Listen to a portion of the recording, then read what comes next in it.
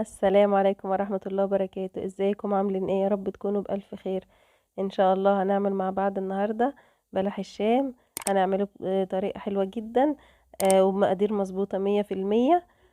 وهيطلع معاكي احلى وانضف بكتير قوي من بتاع المحلات. هيطلع معاكي مقرمش جدا من بره، وهش وخفيف جدا من جوه. يلا نسمي الله ونصلي على الرسول ونبدأ مع بعض الفيديو.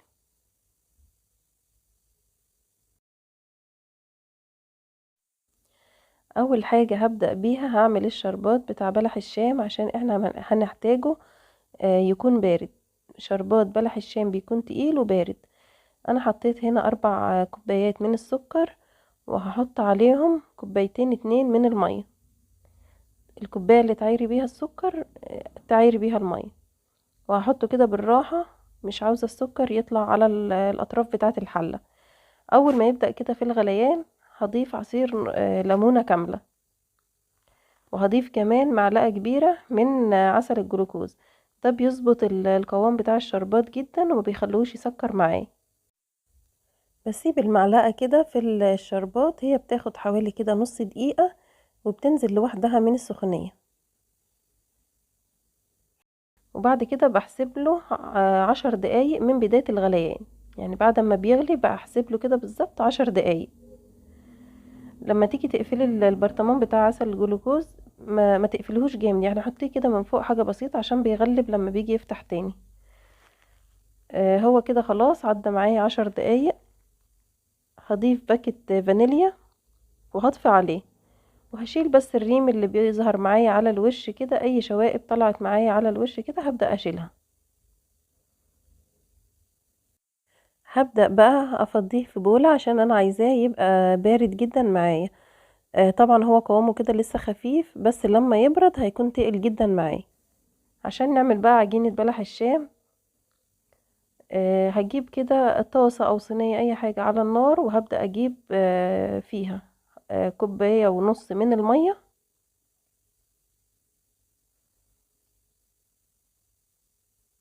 ومعايا نص كوباية من الزيت.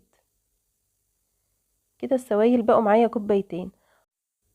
بعد كده هضيف لهم نص معلقة صغيرة من السكر وربع معلقة صغيرة من الملح.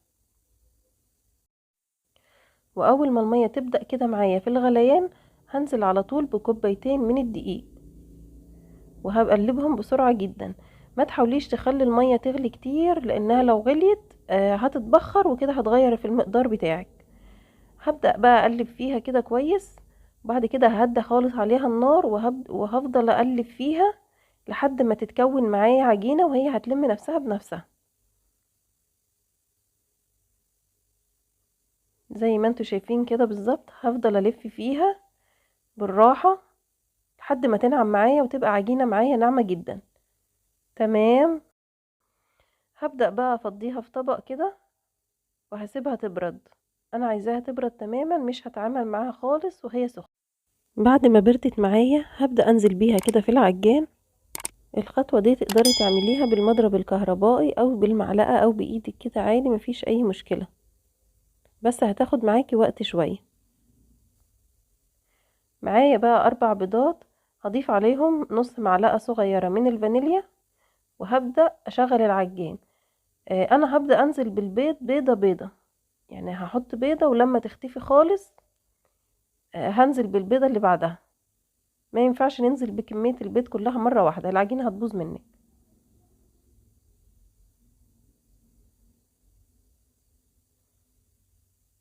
كده اول بيضة اختفت معايا، هبدأ اضيف البيضة التانية، واول ما تختفي هنزل باللي بعدها وهكذا.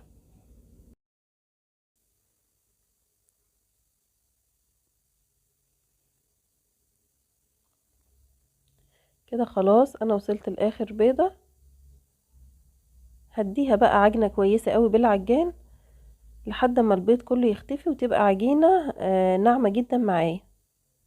هبدأ كده بس افتح عليها العجان وهي شغالة، اقلبها من تحت لفوق علشان العجينة كلها تبقى ملمسها واحد، عشان البيض يتعجن كويس، ما يكونش جزء فيه بيض وجزء يكون لا.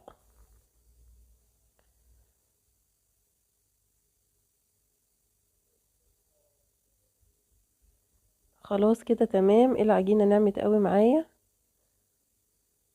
واتعجنت كويس.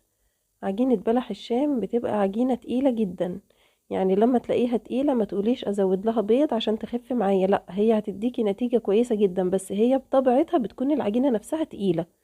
بعد كده هجيب بقى معايا الكيس اللي انا هشكل فيه بلح الشام، وهحط فيه البلبلة اللي هي اللي بتاعة بلح الشام.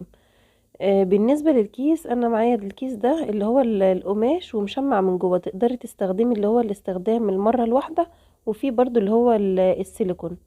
هحط فيه كده حوالي معلقة صغيرة كده من الزيت، وهبدأ اوزعها عشان تسهل معايا نزول بلح الشام وانا بشكله. زي ما انتوا شايفين العجينة تقيلة جدا معايا، هبدأ افضيها كلها في الكيس بتاع بلح الشام.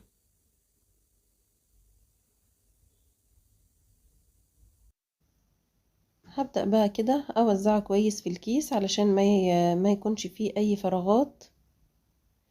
وبعد كده بقى هجيب معايا صينية كبيرة، او حاولي تعملي في حاجة واسعة، صينية او طاسة كبيرة عشان تعملي كمية كبيرة.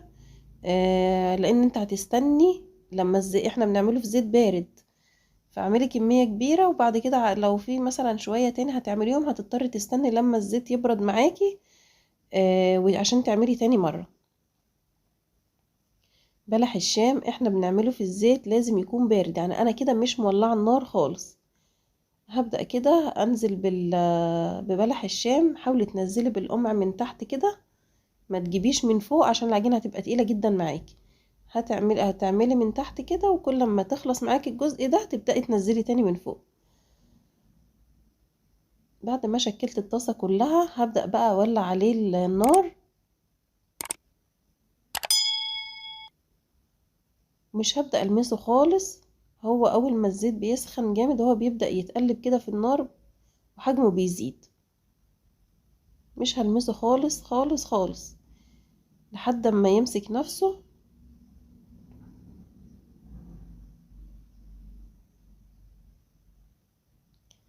اول ما يوصل بقى معايا للمرحلة دي خلاص كده ابدأ اتعامل معاه بالراحة، وهقلبه كويس عشان انا عايزاه يبقى لون كله موحد. يعني ما تحاوليش برضو يعني ايه تسيبيه كتير، اول ما يمسك نفسه تبدأي تقلبي فيه عشان ياخد معاكي لون موحد، ما يبقاش جزء احمر وجزء ابيض. زي ما انتوا شايفين الحجم بتاعه زاد جدا. لو انت حباه اصغر اقل من كده، في برضو الفورمة بتبقى اقل من كده. زي ما انتوا شايفين ابتدى ياخد لون معايا ذهبي فاتح. هفضل برضو اقلب فيه لحد ما اوصل للون اللي انا عاوزاه.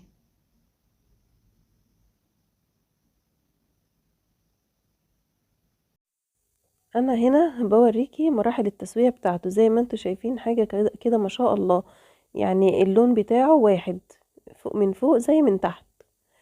انا كده خلاص وصلت للدرجة اللي انا عاوزاها. هنزل على طول في الشربات البارد.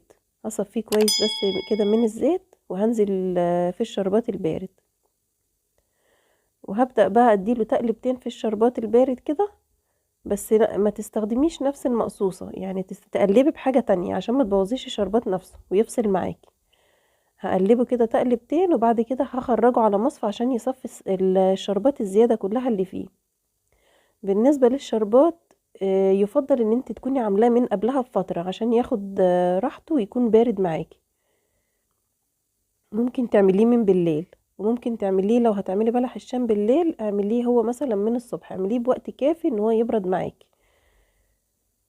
هخرج باقي الكمية وبرضه هقلبها وهنزلها في المصفى تصفي العسل الزيادة اللي فيها. وبعد كده بقى هسيب الزيت ده يبرد معايا خالص عشان ابدأ اكمل باقي الكمية اللي معايا. مش هتعامل خالص في الزيت وهو سخن. انا هعمل باقي الكمية وارجع لكم تاني. وزي ما انتوا شايفين انا خلصت كمية بلح الشام كلها. دول من كوبايتين 2 دقيق بس. وزي ما انتوا شايفين كده حاجة ما شاء الله، والطعم بجد حاجة مش طبيعية. جربيه بطريقتي وان شاء الله هتعجبك ومش هتغيريها ابدا. هش جدا من جوه ومقرمش من بره، واحلى وانضف بكتير جدا من بتاع المحلات. يلا جربيه وقولولي رأيك ايه في الكومنتات. لو عجبكم الفيديو ما تنسونيش في اللايك وتشتركوا في القناة وتفعلوا الجرس على الكل. اشوفكم الفيديو الجاي بألف خير، مع السلامة.